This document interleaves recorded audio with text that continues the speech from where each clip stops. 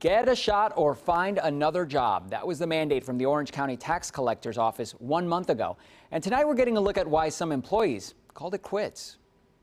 Inside a busy DMV office in Lee Vista, glass barriers separate staff from customers. There is social distance and another barrier you can't see. Most of these employees got the vaccine. Somebody shouldn't expect to come into one of my offices and get COVID from one of my employees. And so we needed to protect the public.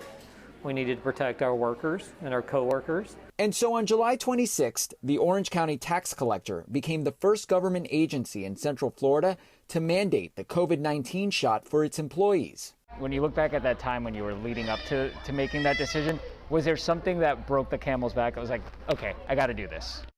When DOJ came out with a memo, the Department of Justice came out with a memo that said yes, you can do that. A vaccine mandate's okay. Here's what happened since then. Most of the 307 employees now have at least one shot.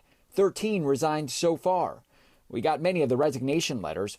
One read, "The vaccine is not FDA approved and I do not feel comfortable being forced to be vaccinated for this job by Scott's deadline. If I choose to be vaccinated, it will be on my own terms and when the vaccine is FDA approved."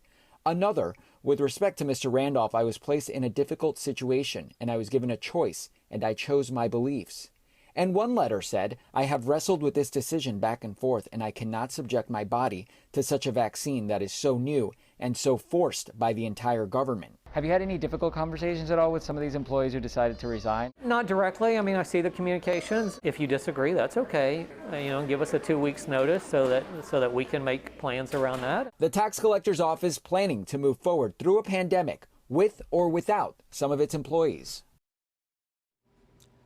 The tax collector tells me this is the beginning of a trend, especially when it comes down to health insurance costs.